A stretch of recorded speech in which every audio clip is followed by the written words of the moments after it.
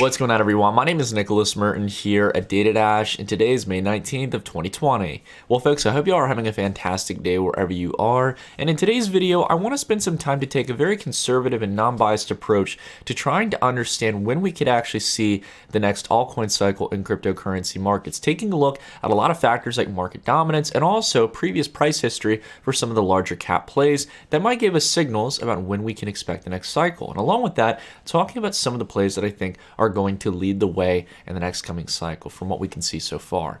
All right, so we've got a lot of things to discuss throughout the video right after our quick sponsor. Our sponsor for today's episode is Ledn.io. For those of you out there holding Bitcoin long-term like myself, why not put it to work? Ledn has a suite of services to help you save, earn, and hodl more Bitcoin. Their B2X loan service lets you double the amount of Bitcoin you own through a Bitcoin-backed loan. Their savings account lets you earn interest on your Bitcoin, paid out in Bitcoin, so you can grow your holdings over time. And with their Bitcoin-backed loans, they let you access cash in a tax-efficient manner while keeping your Bitcoin under insured custody with BitGo and real-time proof of reserves. Get a 250,000 Satoshi bonus if you register with the link below and get a loan today. Alrighty, everyone, so let's go ahead and just cut to the chase, and I want to start off by prefacing this conversation with a very key point. The first thing to note is that in this cycle, whether we get one or two or multiple altcoin cycles, just like we did last time in 2017, it's important to understand that the returns that you're going to see in altcoins are never going to be like they were before. We've talked about this in my altcoins for 2020 video that I did back in 2019, and I've kept this expectation for a very long period of time. And along with this, it's important to understand as well that it's probably not going to be as widespread as it was last time, where basically any altcoin was going up. It's going to be much more selective, so we have to be much more, kind of smart in regards to how we analyze fundamentals and consider as well the technical strength and price action. Okay. So the first thing we need to understand above all when it comes to a potential for an altcoin cycle is something that I think actually a lot of people would disagree with when I first stated, but hear me out on this. We need Bitcoin to be strong. Now, I know many of you are thinking, well, hold on, Nick, if altcoin dominance is going up, how can we have Bitcoin being strong? I'm not saying in the sense that Bitcoin needs to outpace altcoins. What I'm saying is Bitcoin needs to be in a general uptrend. As we can see post-halving event, even though we've had a general decline in the hash rate here to levels we saw just back in March of this year, so actually really not that bad, we can see here in price as well that Bitcoin has remained relatively strong, as it has after the halving event in most cycles. It's just coming a little bit quicker than we've seen in previous times. And what it looks like it's doing is possibly coming up here to about around 11,000, breaking out of this very long-term wedge, breaking out above resistance, and making it support here for the next coming months. And if it can do this and start to trigger the next cycle here, this is actually going to be very good news for altcoins. Now, why is that? It's because we need an increase of liquidity and valuation in Bitcoin markets in order to usually see that kind of benefit go onward to altcoin markets. It's exactly what happened the last two times for altcoin cycles, as we had the first altcoin cycle happen when we revisited the highs of 2013 right over here. This is where altcoins started to really pick up for the first time. And after that, during the peak of the Bitcoin cycle in 2017, in December of 2017. This is when altcoins, as Bitcoin started to sell off here, we started to see altcoins pick up pace. But that was only due to the fact that we had a massive cycle where from the last altcoin cycle, we had an increase of nearly 20 times the valuation in Bitcoin. All right, so it's very important to keep that in mind. So we need Bitcoin to go through these upward momentum, kind of cycles where price goes up in order for altcoins to really, benefit or reflect that same kind of positive bullish nature. It just happens usually after Bitcoin has gone up to a certain degree.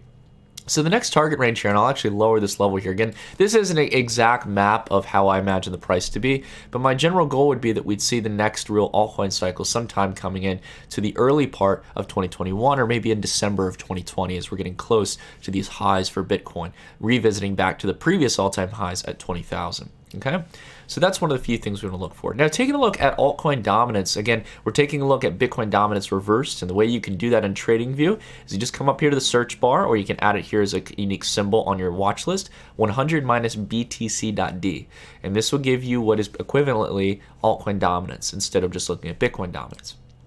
So we can see here that the trend is already good. Just taking off the drawings, you can see higher lows here, which is a really good sign to see. And along with that, if we take our drawings on here, we can see that we've been in a long-term wedge here between higher lows and lower highs. And what we're looking for here is some consistency with history and some signs we can see in regards to altcoin dominance that might make us, excited for when the cycle could start.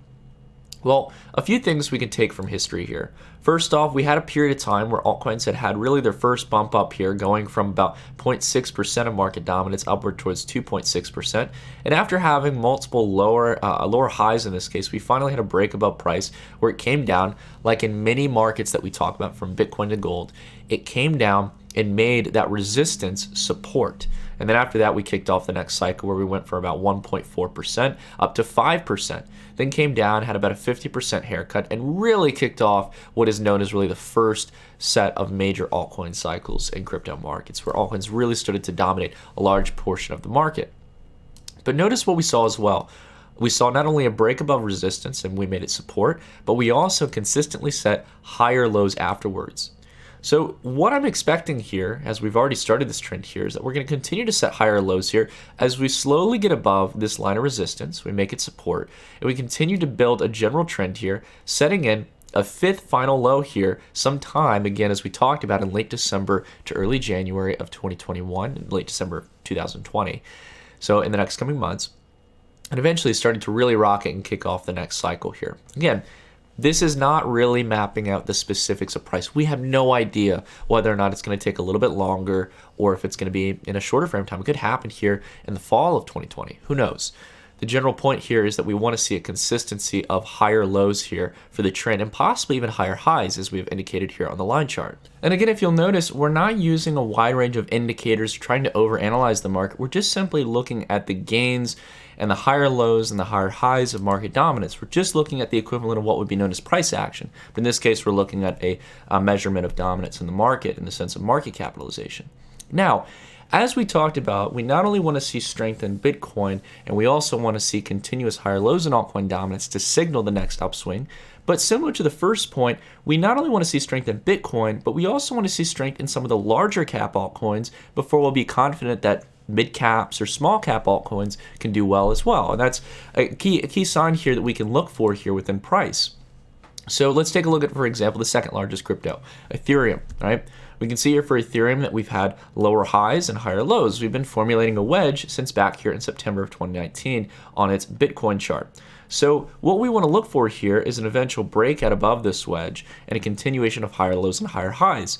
And it looks like we're formulating for that sometime around here in the fall to the winter of 2020, lining up pretty close to our general estimations here from what we can tell from altcoin dominance as well as Bitcoin. So again, keeping an eye on this and seeing if we can hold higher lows here within the wedge and eventually squeeze upward and have a breakout. Another cryptocurrency that we want to watch this for here is Litecoin. As Litecoin has been coming down quite dramatically here over the last few weeks compared to Bitcoin, if we see it visit this general range down here that we saw back in 2017 and we get a strong rebound afterwards, this will likely be a sign that we've entered into the altcoin cycle. So I think generally speaking, you could see a consistent downtrend here into this range here where sometime, again, maybe not as fast as back here, but sometime going into October, November, we see a bounce off here and we start to see a kickoff of Litecoin starting to gain to Bitcoin as we saw back here. And then we'll generally hold probably up in this range like we did beforehand. And again, the key thing to take into mind here, right, as we take a look at these larger altcoins, we need to think about it on a psychological level. If Ethereum, if people aren't getting excited about DeFi, if they're not getting excited about enterprise use case of blockchain and smart contracts, if they're not respecting Litecoin as a potential kind of side hedge alongside Bitcoin, as you would see silver to gold, then again, we need to understand that we need to be patient in this case and wait for that psychology to change in the market and to reflect in price action. So we've talked about some of the larger kind of signs in the market we need to look for. We've provided really 3 good overarching kind of tools you can use to see when we've actually entered into the cycle. Non-biased, really keeping focused on the signs that we need to see in order to have market confidence. So let's go ahead and talk a little bit about some of the different projects that I'm personally excited about and some things that I'm keeping an eye on. Now, I want to be very transparent with you guys, as I always try to be. The first thing is that I own a lot of these projects. There's some that I just simply don't own, one of them being the last one that we'll talk about, which is Compound Token. But the rest of these I do have some kind of position in, right? I always want to be transparent with you guys. But at the same time, on a logical basis, if I, per se like the project and believe in it, I should probably put my money where my mouth is and hold some of it, right? So I just wanted to share that with you guys. And as always, please do your own due diligence. I'm only here to showcase to you guys some of the innovative projects in this space where you have to go out and you actually have to determine for yourself whether or not you like these projects. Please do your own due diligence, do your own research, okay? So let's go ahead. I know many of you have been requesting for me to dive through some projects. So one of them that I've talked about a lot, and you've probably heard about as recent, is Chainlink. I've been talking about Chainlink since as far back as 2018. As I've been following this problem in the Ethereum and general blockchain space for a very long period of time. So Chainlink, to put it simple, is not only one of the more well-developed cryptocurrencies. I think it's sitting at around 13th place right now in the sense of market cap ranking. It's gone up a long way over the last few years. But along with that, what it's really aiming to solve is the Oracle problem. And the Oracle problem is a communication issue that smart contracts have on platforms like Ethereum. Smart contracts in the Ethereum blockchain can be very useful. However, they're not very useful if they can't communicate with the outside world. And that's a limitation that Ethereum's network has, because everything on Ethereum's chain can only be really communicated with in Ethereum, right? So we need something that can help kind of bridge that gap between the outside world with all traditional enterprise-ready systems and actually be able to connect that to smart contracts on the Ethereum blockchain as well as other protocols. And I think that Chainlink is not only going to serve, obviously, Ethereum, but as you can see here, it also serves blockchains like Hyperledger and Bitcoin. So as we start to see more platforms develop smart contract frameworks, you're going to have more and more benefits here for Chainlink. Even though it is an ERC20 token on the Ethereum blockchain, it doesn't mean that the Chainlink system, where it utilizes these tokens, are actually going to be limited to just serving Ethereum. So again, very big thing that I recommend you guys look into. I've talked about it a lot, so I don't think I'm going to dive much more into it today, but I just want to refresh to you all that, again, I'm still confident on Chainlink. It is one of my larger positions, and I do believe that the project has a lot of potential over the next few years, as we see not only growth in enterprise blockchain, but also in DeFi as well. And there's a lot of other close favorites. I just want to take a step back. There's also, for example, Teller, and there's also Band Protocol. There's a lot of new players that are coming up to do what Chainlink has done, but do it in a more decentralized fashion, or just take a different philosophical approach to creating an Oracle solution. So I recommend you look into some of the alternatives out there. There's probably plentiful amounts of articles, and we will also dive into some of these as well as we go throughout the next coming weeks and just kind of talk about the emerging DeFi and enterprise-ready blockchain space. Speaking to that real quick before we talk about the next few projects, I want to mention to you all that I'm going to be doing my DeFi for Dummies series eventually. Again, it's not meant as an insult, it's kind of a funny name. You guys have probably seen the Dummy for Dummies books, but I'm thinking about doing a DeFi for Dummies series. And if that interests you all, what are some of the topics that you would want me to cover? You might have some ideas after me going through some of these other projects, but please leave it down below in the comments. And if you see someone who's already commented what you've said or wanted to say, please just give them a like so I can have a better idea about what you guys want to see. All right, so anyways, moving on here, next thing is Kyber Network. Now, Kyber Network has been something that I've been discussing since as far back as 2017, even before there was something known as DeFi or decentralized finance. And to put it simple, Kyber Network is really aiming to be the base liquidity layer for decentralized exchanges and other type of swap tools on the Ethereum blockchain. Now, decentralized exchanges have been a concept for some time. They really started to develop and be discussed back in 2017, but ever since 2019 have really started to work well. And you've basically gotten to a point where if you're not trading a large sum of volume, we haven't gotten a mass amount of liquidity like we would from maybe traditional exchanges like Coinbase or Binance. But I will say that if you're an average everyday trader or holder of tokens, and you're making swaps, in this case, from Ethereum to maybe Kyber Network token, or to Basic Attention token, or to Chainlink, whatever it is, you can do swaps pretty well and sometimes get a better rate than some spot exchanges, which shows that Kyber Network is gaining traction. They just reached $1 billion in volume, I think, back a few weeks ago. So it's really good to see decentralized exchanges becoming a reality. I've never had any issue processing trades over decentralized exchanges. They work like a charm. And the fees aren't too crazy. I think it's going to get better over time as the technology improves. But generally speaking, they've been working towards providing at its core base seamless token swaps in this case, where you can go on Kyber Swap. So you can click here on their actual website on kyber.network. It takes you to Kyber Swap, and you can test one out right now. If you have MetaMask installed on your computer through your browser, you can actually go ahead and just give it a go. Try it out, and you can see if it actually works. Try it with a little bit of money, and you can see that Kyber Swap works well. I've been using it a lot myself. I think it's a really cool application. Now, the key thing to understand here is that Kyber is going through a lot of really interesting changes. I have no doubt that Kyber is not only going to expand its services and it's going to become even more valuable as a network, but they're really focusing on not only bringing value to the KNC token, which is what we're discussing here in regards to the Kyber network, but also talking about governance. Okay. Now, we've talked a little bit in the past, I think I've mentioned a lot over the last few years, this topic of a decentralized autonomous organization, or a DAO, as it's commonly referred to as. This concept of a decentralized government on a blockchain network is not a new concept, but many projects have yet to actually implement it in a valuable way. And I'm really excited about the current Catalyst protocol upgrade that's coming to Kyber Network. To put it simple, they're bringing a decentralized autonomous organization and giving governance power to the KNC token. So I don't have all the time to dive into all of the specifics, but this was originally announced back in 2019, and they've continued to work on developments and details in regards to this Catalyst update. So you can actually read through. They posted an article back here on April 2nd. 2020, where they talk about KNC staking, how you can not only receive rewards for it, but how you can vote and also claim rewards for your participation. You can dive through this article. It's all free for you guys on Medium. I recommend you go read it. But again, very exciting stuff. I'm really eager to see a lot of these DeFi protocols implement actual steady and well thought out governance protocols for the overall systems that they're building. I think it's really exciting. And as someone, for example, like myself, who is a KNC holder, I would like to know that I have some say in making Kyber Network a great network, helping to determine fees, helping to bring people into the network, and also voting on new proposals to improve Kyber Network's technology. That to me sounds really fascinating. So again, keeping that in mind. Now, the third one here that I want to talk about today is UBT, or Unibright. Now, as you all know, I served as an advisor with Unibright, and this has been one of the few projects that I actually felt, I should stand by and help with, as they've done a lot of great stuff for the enterprise blockchain space. And what better way to really prove that than what they showed back in March of this year, as they went on board with Baseline, the Baseline protocol. Now, as you all know, they'd been working on the Eminent Task Force alongside Chainlink, who we talked about earlier, as well as AnyBlock Analytics.